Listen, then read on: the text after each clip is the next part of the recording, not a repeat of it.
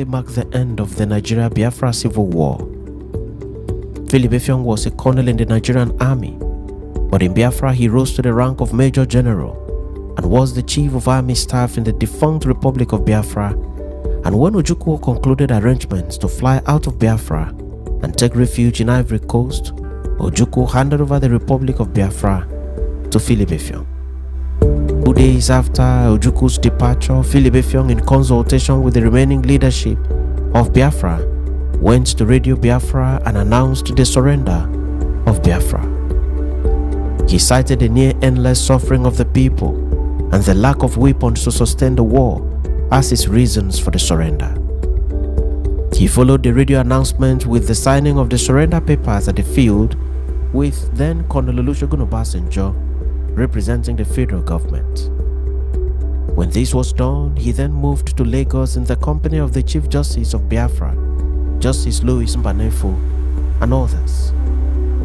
They were received by General Yakubu Gowon, who was Nigeria's military head of state at the time.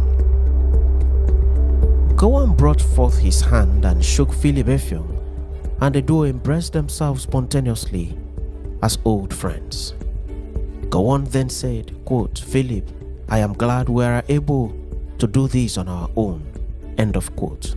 Philip answered, quote, "Jack, I am happy to be back," end of quote. Gowon was informally addressed as Jack by his contemporaries in the military. After the handshake with Gowon, Philip then shook hands with members of the Supreme Military Council, and thereafter he was shown by an official usher to where he stood and read the formal surrender instrument. Here is a full text of the speech of Philip Effiong at the ceremony. Quote, "I, Major General Philip Effiong, officer administering the government of the Republic of Biafra, now wish to make the following declaration. 1. That we affirm that we are loyal Nigerian citizens and accept the authority of the Federal Military Government of Nigeria. 2. That we accept the existing administrative and political structure of the Federation of Nigeria. 3. That any future constitutional arrangement will be worked out by representatives of the people of Nigeria. 4. That the Republic of Biafra hereby ceases to exist." End of quote.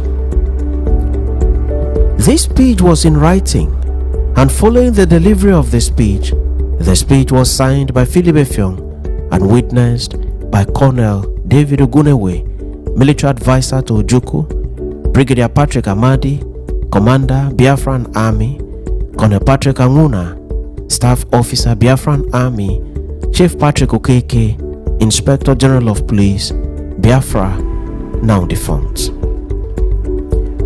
Those who accompanied him to Lagos but did not sign the document were Sir Louis Mbanefo, Chief Justice of Biafra, and Matthew T. Mbu, Foreign Affairs Commissioner of Biafra.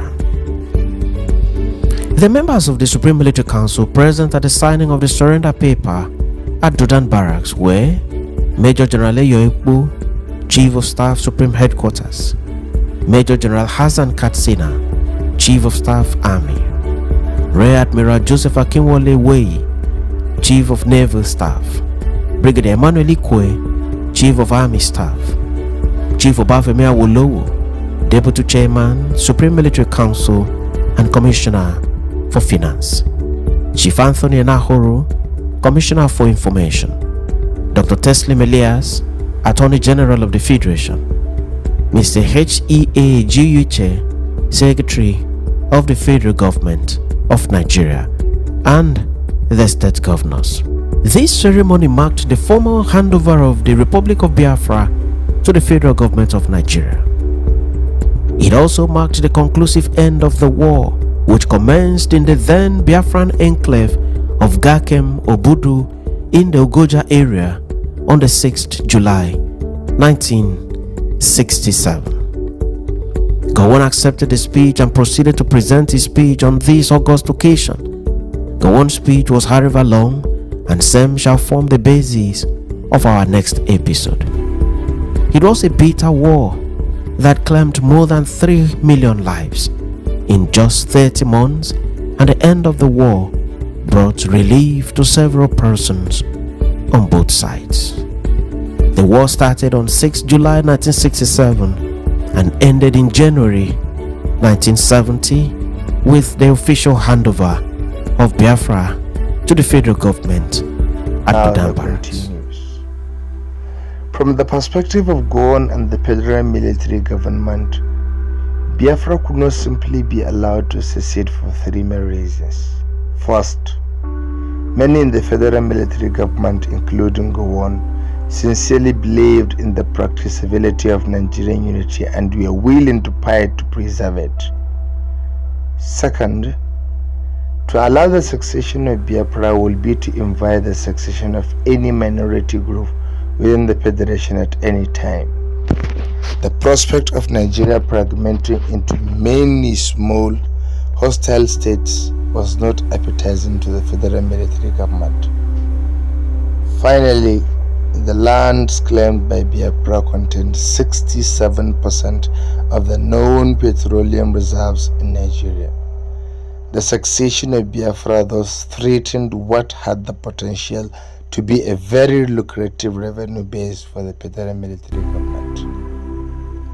Civil war ensued, sometimes called the Biafran War, but most commonly referred to as the Nigerian Civil War. The fighting that took place between the federal military government and the forces of Biafra lasted for 2.5 years, ending in Biafra's collapse and surrender on January 12, 1970. The FMG initially considered the war a police action that would not take long to settle. The Biafrans considered it a war for their very survival, however. Biafrans claimed throughout that the ultimate goal of the federal government was the genocide of the Igbo people. By presenting the war as first and foremost a self-defense effort, Ojukwu and his cohort of advisors were able to galvanize public opinion within Biafra around the growing sense of Igbo nationalism, while also endangering a great deal of sympathy in the international arena. In some ways, the actions of the federal military government to preserve the Nigerian Federation seemed to support Biafra's interpretation that the main goal of the FMG was the eradication of the Igbo. Gowon's war strategy focused on the isolation of Igbo territory and the impoverishment of Biafra. Immediately after Ojukwu declared the independence of Biafra, Gowon declared a state of emergency in Nigeria. The commander-in-chief announced the creation of new states. The three regions and the Federal Capital Territory of Lagos were carved up into 12 new states, 3 of which were created in the former Eastern region. In this way, Gowon appeased minority groups across the country that had been clamoring for new states since before independence. Only one of the 3 states created out of the Eastern region, the East Central State, was predominantly Igbo.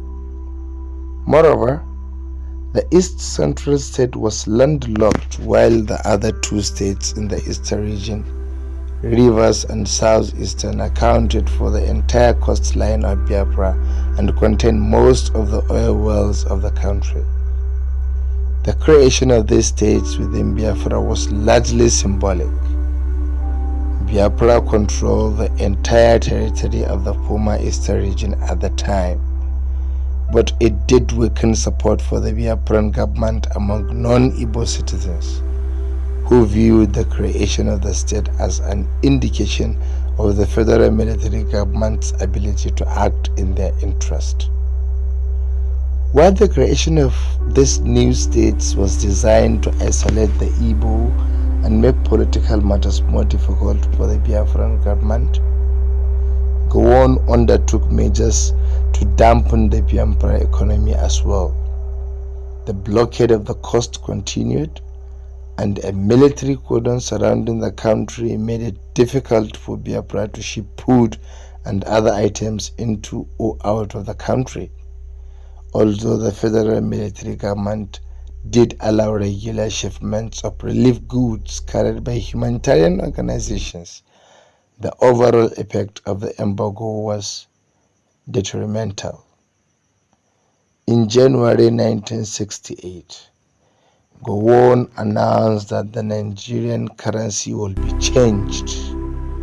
This meant that any Nigerian currency that the Biafrans had amassed to fund the war and their government quickly became worthless. Over time, these economic factors took their toll on Biafra.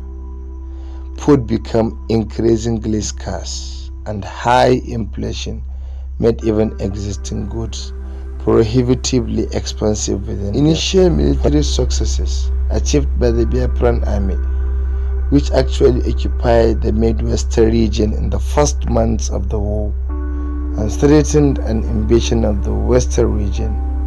Federal military government forces began to make advances, slowly pushing the Biafrans back deep into their own territory.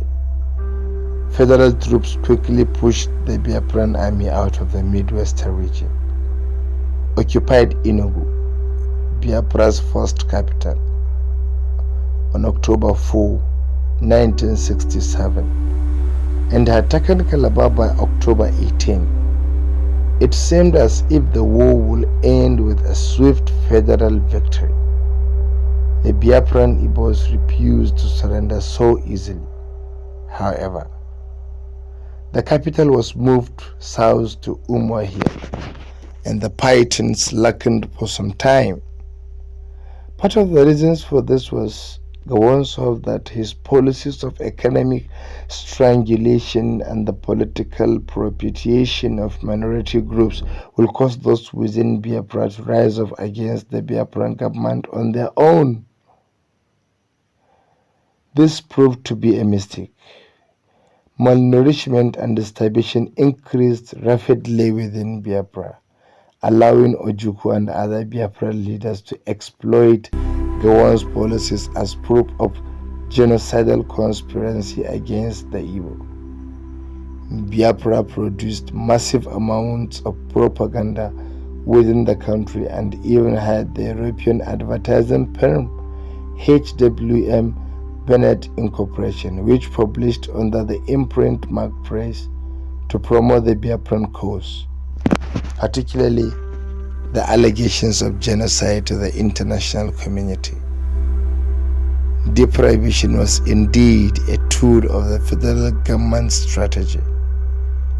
Gowon decried accusations of genocide, however, repeatedly noting the millions of Igbo currently living safely in territories occupied by federal forces. But nevertheless, the propaganda produced by Biafra helped to galvanize feeling against the federal military government among Biafra Igbos and earned sympathy for Biafra from many international sources. International involvement in the Nigerian Civil War undoubtedly helped to prolong the conflict. Initially, Biafra had difficulty finding sympathetic ears. The Organization of African Unity, OAU, refused to recognize Biafra and treated the war as an internal Nigerian conflict. The United Kingdom and the United States chose to sit on the fence, preparing to withhold support for either side until it was evident who was going to win. The unwillingness of the United States and the United Kingdom to support the federal cause wholeheartedly angered the federal military government, which turned to the USSR for support. The Soviets were more than willing to oblige and became the chief supplier of aircraft and advisors to the federal military government over the course of the war. Things began to change in Biafra's favor in 1968. However, Several member states of the OAU, including Tanzania, Gabon, the Ivory Coast, and Zambia, broke ranks and formally recognized Biafra. Influenced by the international reports of genocide, several European and Asian countries also expressed solidarity with Biafra, although never officially recognizing it as an independent country. For example, France and Portugal in particular provided Biafra with supplies and logistical support, while Israel saw Biafra, like Israel itself, as a state surrounded by enemies intent on its destruction. China, seeing a chance to challenge the USSR for leadership of the communist world, also expressed its sympathy for Biafra, although very little tangible support followed. International non-governmental actors also played a role in the war.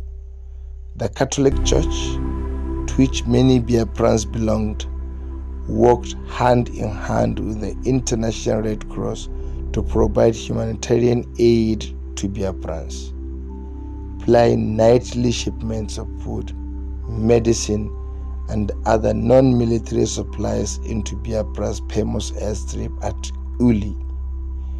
Both Biafra and the federal military government also employed mercenaries, particularly as fighter pilots, during the war. The ability of international actors to move supplies into Biafra across the blockade allowed the embattled state to survive for much longer than it will otherwise have done. With the aid of international organizations and governments, and buoyed by an ideology of self-preservation, Biafran Igbos held out as long as possible against the stronger federal military government. Eventually, however, the Biafran state collapsed, overrun by federal troops in December 1969 and January 1970. Seeing the writing on the wall, Ojukwu fled to the Ivory Coast, claiming that as long as he lived, the revolution was not dead. On January 12, 1970, Major General Philip Epiong, to whom Ojukwu had ceded power before his flight, officially surrendered to Gowon in Lagos. That is the end of Biafra.